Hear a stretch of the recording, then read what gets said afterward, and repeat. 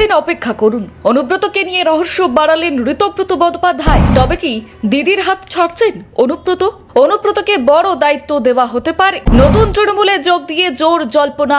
আর কি বললেন ঋতব্রত? নতুন জল্পনায় সরগরম রাজ্য রাজনীতিতে ফের জোর চর্চার কেন্দ্রবিন্দুতে বীরভূমের এককালীন দাপুটে তৃণমূল নেতা অনুব্রত মণ্ডল।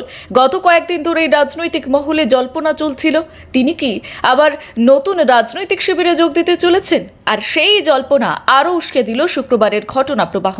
ঋতব্রত বন্দ্যোপাধ্যায়ের নেতৃত্বে গঠিত নতুন রাজনৈতিক সংগঠনের প্রথম কর্মসমিতির বৈঠককে ঘিরে শোনা যাচ্ছিল এই বৈঠকেই অনুব্রত মণ্ডল যোগ দিতে পারেন, এমনকি তাকে গুরুত্বপূর্ণ সাংগঠনিক দায়িত্বও দেওয়া হতে পারে বলেই বিভিন্ন মহল আলোচনা শুরু হয়। যদিও শুক্রবারের বৈঠকে অনুব্রত মণ্ডলকে দেখা যায়নি, তবে তাকে ঘিরে জল্পনা থামেনি। সূত্রের দাবি, শনিবার বিকেল 3টায় তপসিয়ার বোটিং ক্লাবে অনুষ্ঠিত হতে চলা কমিটি গঠনের বৈঠকে তিনি উপস্থিত থাকতে পারেন।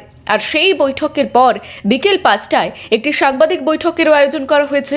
ফলে রাজনৈতিক মহলের নজর এখন শনিবারের দিকে। প্রসঙ্গত, গত 22শে জুন নিউ টাউনের একটি হোটেলে আয়োজিত সভা থেকে ঋতব্রত বন্দ্যোপাধ্যায় নতুন দলের 20 সদস্যের কর্মসমিতির নাম ঘোষণা করেছিলেন। এরপর শুক্রবার ছিল সেই কর্মসমিতির প্রথম বৈঠক। সেখানে অরূপ রায়, জাভেদ খান, কাজল শেখ, প্রসূন বন্দ্যোপাধ্যায় সহ একাধিক রাজনৈতিক ব্যক্তিত্ব উপস্থিত ছিলেন। সূত্রের খবর, নতুন দলে আরও কয়েকজনকে গুরুত্বপূর্ণ দায়িত্ব দেওয়ার বিষয়েও আলোচনা হয়েছে। অনুব্রত মণ্ডলকে নিয়ে সাংবাদিকদের প্রশ্নের উত্তরে ঋতব্রত বন্দ্যোপাধ্যায় বলেন, তার সঙ্গে নিয়মিত যোগাযোগ রয়েছে। ভোটের পর বহুবার তাদের কথা হয়েছে, তবে অনুব্রত নিজে নতুন দলে যোগ দেওয়ার ইচ্ছার কথা তাকে এখনো জানায়নি। তিনি বলেন, আর একটা দিন অপেক্ষা করুন, অনুব্রত মণ্ডল নিয়ে কাল বলতে পারে। এই মন্তব্যের পর থেকেই রাজনৈতিক জল্পনা আরও বেড়ে যায়। এর মধ্যে অনুব্রত মণ্ডলের পুরনো একটি মন্তব্যেও নতুন করে আলোচনায় উঠে এসেছে। তিনি বলেছিলেন, জোড়া ফুলের প্রতীক যেখানে থাকবে তিনি সেখানেই থাকবেন।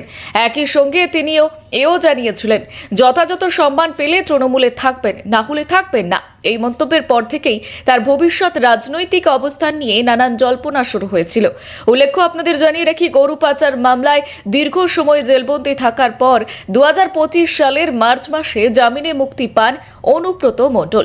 এরপর 2021 সালের বিধানসভা নির্বাচনের পরবর্তী হিংসা সংক্রান্ত একটি মামলাতেও তার নাম চড়ায়। আর সেই মামলায় আগাম জামিনের আবেদন খারিজ হওয়ায় তাকে ঘিরে আবারও আইনি অনিশ্চয়তা তৈরি হয়েছে।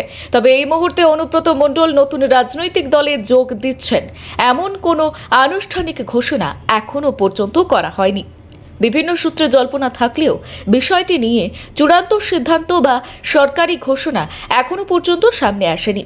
ফলে শনিবারের বৈঠক এবং পরবর্তী সাংবাদিক বৈঠকের দিকেই এখন নজর সমস্ত রাজনৈতিক মহলের।